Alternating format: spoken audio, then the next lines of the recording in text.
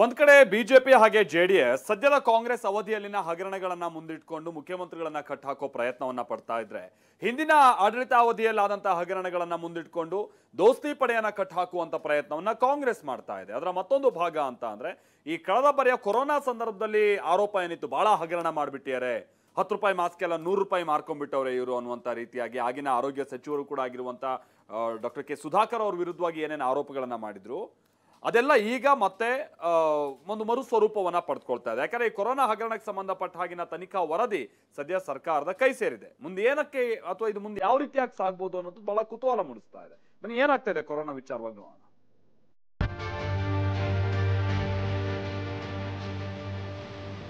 ಯಾಕೆ ಕೋವಿಡ್ ಅಲ್ಲಿ ನಡೆದಿರೋ ಹಗರಣ ಕಣ್ಣು ಕಾಣಿಸ್ತಿಲ್ವಾ? ಎಲ್ಲ ಸತ್ಯಹರಿಶ್ಚಂದ್ರ ಸರ್ಕಾರ ಅಂತ ತರುಣದಿಂದ ಕೆಲಸ ಮಾಡಿದ್ವಿ.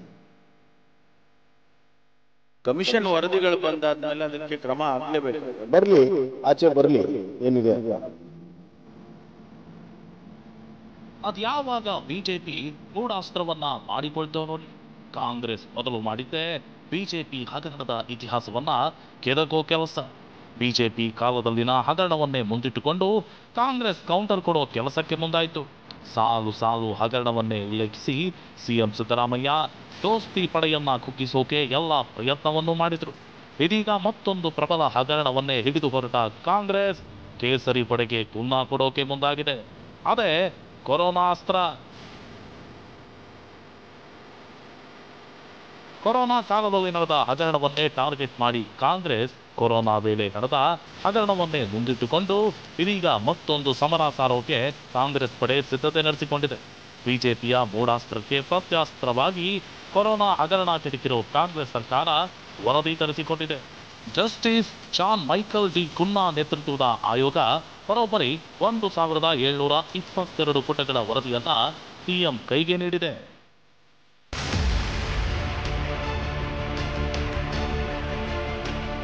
ಕೊರೋನಾ ಹಗರಣದ ಬಾಣ ಇರೋದೇ ಡಾಕ್ಟರ್ ಕೆ ಸುಧಾಕರ್ ಕಡೆಗೆ. ಯಾಕಂದ್ರೆ ಕೊರೋನಾ ಕಾಲದಲ್ಲಿ ಡಾಕ್ಟರ್ ಕೆ ಸುಧಾಕರ್ ಆರೋಗ್ಯ ಸಚಿವರಾಗಿದ್ರು. ಈ ವೇಳೆ ಹಗರಣ ನಡೆದಿದೆ ಅನ್ನೋದು ಕಾಂಗ್ರೆಸ್ ಆರೋಪ. ಹೀಗಾಗಿ ವರದಿ ಸಿದ್ಧಪಡಿಸಲು ಆಯೋಗ ರಚಿಸಿತ್ತು.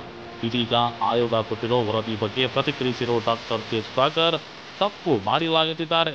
ಹಗರಣಕ್ಕೆ ದಾಖಲೆ ಇದೆಯಾ ಅಂತ ಪ್ರಶ್ನಿಸಿದ್ದಾರೆ.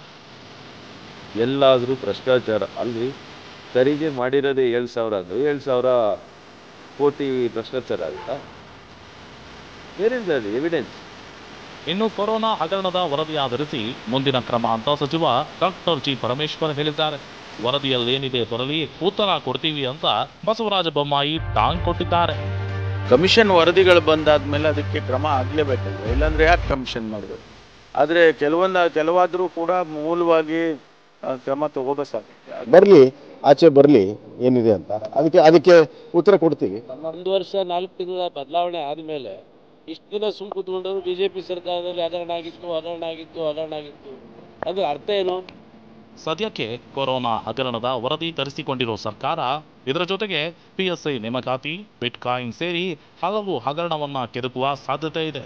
ಮೂಢ ಹಗರಣ ಏನಾಗಲಿದೆ ಎಂಬುದರ ಮೇಲೆ ಬಿಜೆಪಿ ಕಾಲದ ಹಗರಣಗಳ ತನಿಖಾ ಭವಿಷ್ಯ ನಿಂತಿದೆ. Bureau report, TV9.